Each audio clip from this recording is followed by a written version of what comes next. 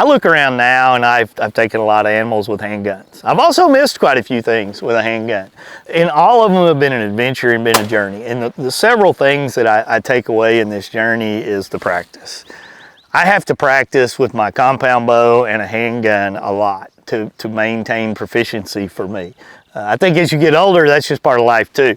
And there are people that are just gifted. You know, look at Jerry Mikulek. The guy has, you know, I don't even know how old that guy is, but he can still shoot the, you know, eyes out of something at 100 yards with a handgun with a barrel like that, and speed records and wins competitions. I mean, it's amazing to me. He's a gifted, talented guy, but I promise you that guy practices all the time. So when it comes to a hunting situation, I try to practice and prepare for what I expect to encounter in the field. Am I going to be sitting on the ground? Am I shooting out of a box blind? Am I in a tree stand? What are the variables going to be in handgun hunting? And I try to practice those. But one thing about all of those is being as consistent as I can and being as repetitive as I can in how I hold it, how I get the gun on target. Doesn't matter whether I'm shooting 9mm or shooting the big hand cannons. I try to be as consistent as I can. Yeah, there's little variables in each one of them, but I try to be as consistent in my practice as I possibly can. I also pay attention to my aiming devices, and there's a lot of them out there, and each one of them provides some positives and negatives in a lot of different situations. And I've learned the hard way on a lot of this, on certain things that I need to do to be better. You know, you look at a scope, a magnifying, scope to be able to magnify the shot. And there's not a lot of them out there that can handle those big hand cannons. They'll crush them. Those big guns, a big caliber, man, you've got to pick the right ones in those situations. You know, and I've used them everything from 308s to the 460s, even up to the 500 a little bit. And, you know, I've seen the ones that can handle it and can't. Do your research on that. Obviously, all the guns come with open sights. You know, you can shoot those right out of the box and be successful.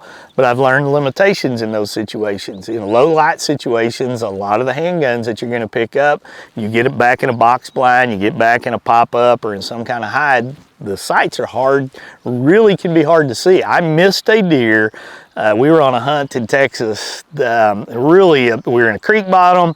It was dead calm. I had two camera guys with me, Gentry and Jeff, and these deer were moving up and down out of this creek bed up onto a flat and off that flat down into the creek bottom. It was a perfect setup. The deer were milling around it at different times. There was one really old buck that kept coming through that area. It was dead calm.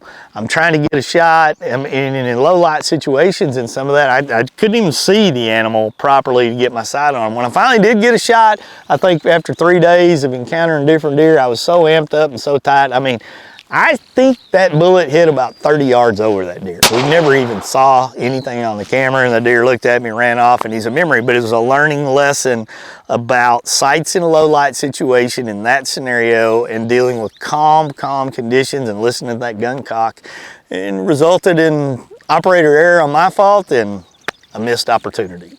You know, the aiming solution, so to speak, you know, I love the high-vis sights that you can put on aftermarket on a lot of cases for your handguns. They've actually come out with some new sights that even really line up to tell you that you're on your target really, you know, in a perfect situation. They've got the tritium in the low light situations, very important usage once you're in a box blind or a pop-up in low light.